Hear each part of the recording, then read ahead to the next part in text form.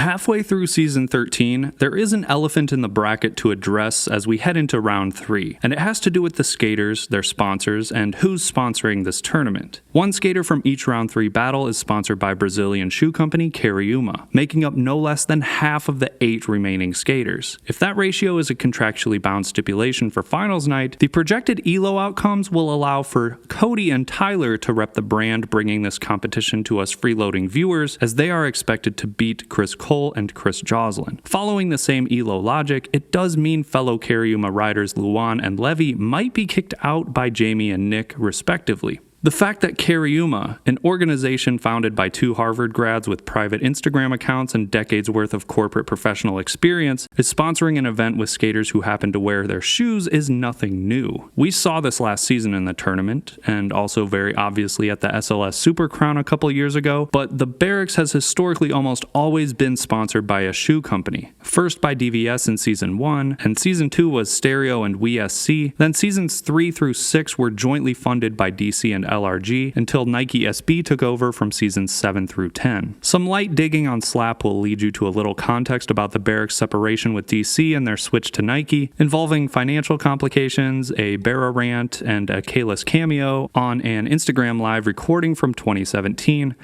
Oh, Kalis wants to debate. Okay. The problem is, Josh, you'll probably try to get personal. So, I'm not trying to get personal with you. But even from that footage, it's still not clearly stated why DC was no longer the tournament sponsor, apart from the fact that they cut skaters from their team who were affiliated with the Barracks. Season 11 appears to be the only season in history that didn't have a major sponsor, which is interesting because Season 7 is the only non-Season 12 installment with more views than Season 11.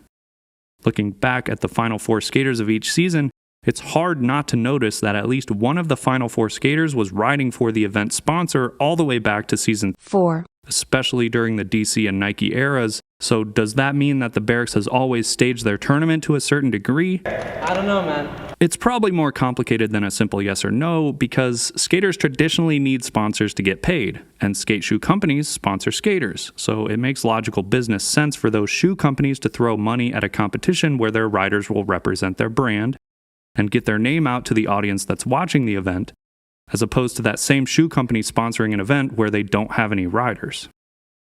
So whether or not the tournament is staged depends on the extent of what you consider sponsorship involvement in a particular event being staged.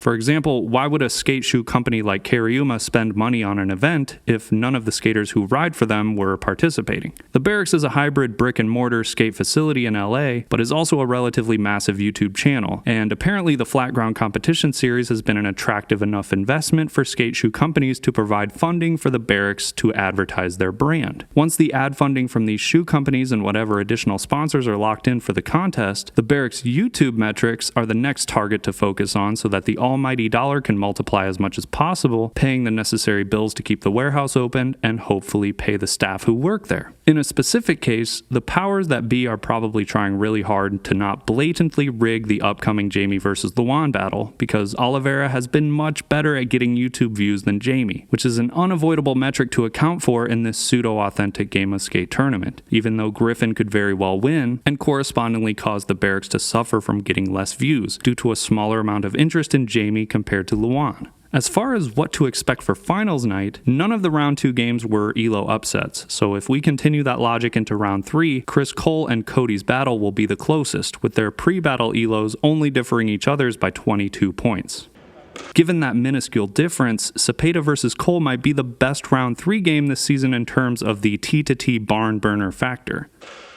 The second closest forecasted battle is between Joslin and Peterson, which might be the longest battle of the season if they each exhaust the fundamentals before getting hectic with it, but Peterson is expected to come out on top with a 66% favorability.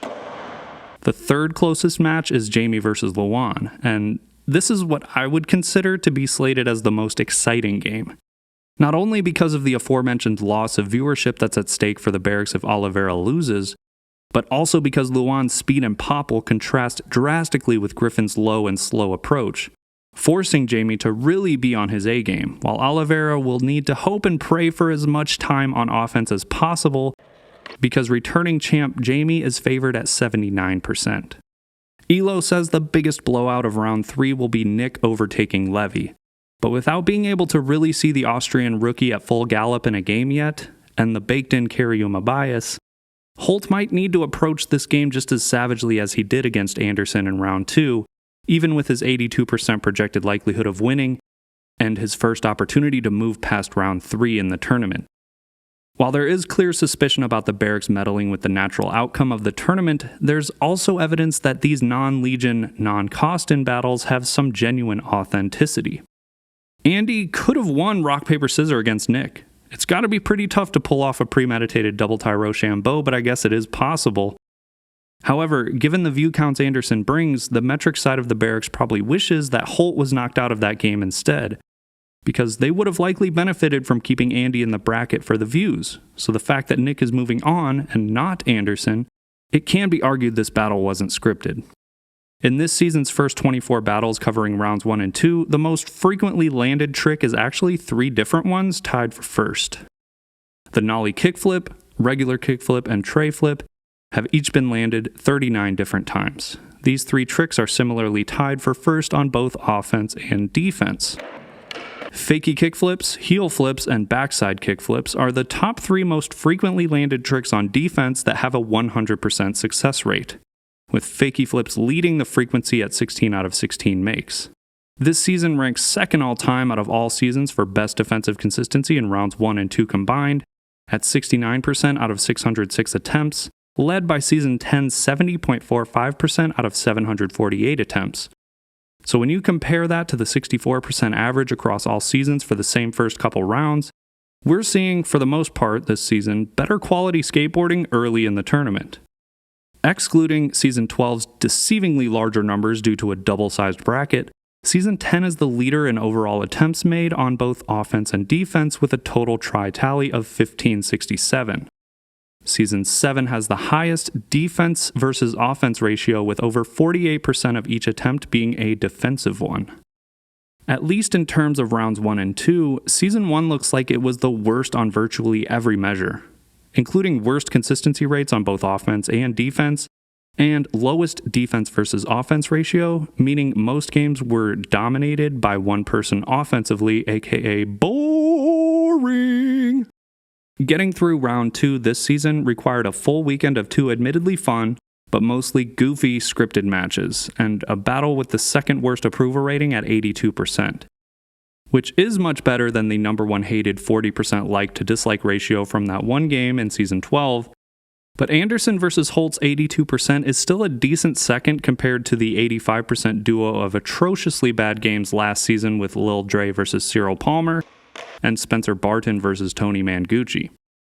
Andy Anderson is one of the only skaters in the tournament to be near the bottom of the approval rating twice, with his first round battle against Tori being the 6th worst received battle ever at 89%. Alongside Andy, Nick Matthews is part of the 5th and 8th worst battles in terms of approval ratings at 88% and 90% respectively.